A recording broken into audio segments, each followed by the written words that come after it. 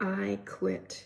I quit giving my power away to others who have not lived my experience, know what I know in my body and in my spirit. And I'm making this video because I feel like in these moments of quitting these things that I've done habitually and unconsciously, you might hear some of yourself in the things that I'm quitting. And maybe it will inspire you to take your power back. I'm grateful you're here. I'm grateful you're watching. And I'm Julie Jordan Scott, the Creative Life Midwife. I work with people who are discovering new ways to live their lives more creatively. Oftentimes, they didn't even know if they had this desire or need. Anyway, please keep watching. Let's explore this new kind of active quitting together. I quit believing it's too late to be who I might have been, because I am being that. I've devoted my whole heart and my soul to being that. I'm starting to practice monologues to do on YouTube. I don't have a theater community right now, and that's okay. I am going to be who I was meant to be, so I'm taking care of my health. I'm taking care of my finances. I'm taking care of my business. I'm taking care of continuing to improve. It's never too late. It's never too late to be who you might have been, said one of my favorites, George Eliot. I'd like to listen to her more than criticism from the different people I don't know and who I don't align with. I quit believing it's too late to be who I might have been, because I'm being that now. I'm doing that now. I'm building this YouTube channel. I'm starting to find out ways to continue to act and create, and I finished engaging in the debate about, do you write every day or do you not write every day? And is it wrong to do either? No.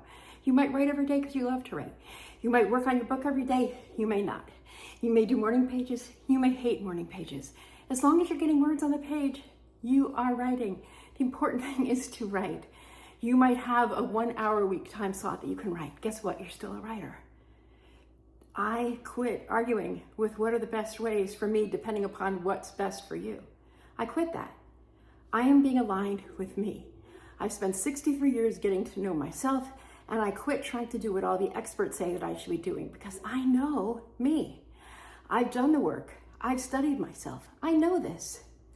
I quit listening to those people who are telling me how to live my life when they haven't done the work themselves. How ridiculous has it been that I have let those people slow me down, or question myself, or worry, or be afraid because they insist it's this way, when they don't have any clue about what I'm up to. I quit that. Aside, when I started getting going, I have a list, a carefully curated list, and when I got speaking, things just came up.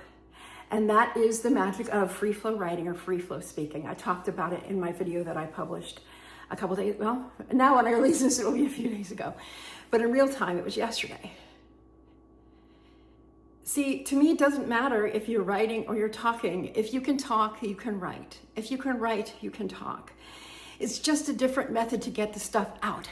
So I quit listening to people who say they can't write.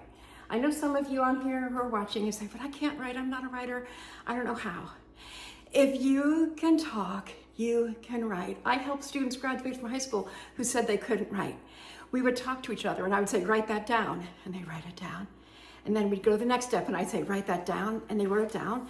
And I had yellow sticky notes and I jotted notes that I observed in them. And then they were able to graduate because I somehow got the fire going in them that said, hey, Julie's right, I can write. So they called me Miss J. Miss J is right, I can do this. So while other instructors who had a lot more education in education could not get them to graduate, I could, because I know about writing and speaking and communication.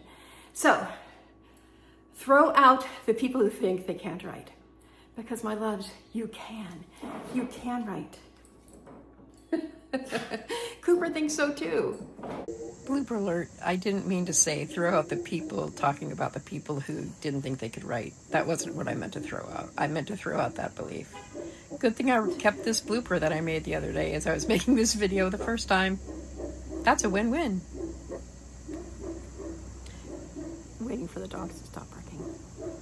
And with every good, authentic, real act of quitting, there's a new beginning. What will your new beginning look like? I am so excited to share this new beginning from me to you. I am thrilled that we'll be on this adventure together. Please comment what you are looking forward to next, and or any insights you had during the watching of this video. Thank you so much for being here with me, and I look forward, as always, to the next video.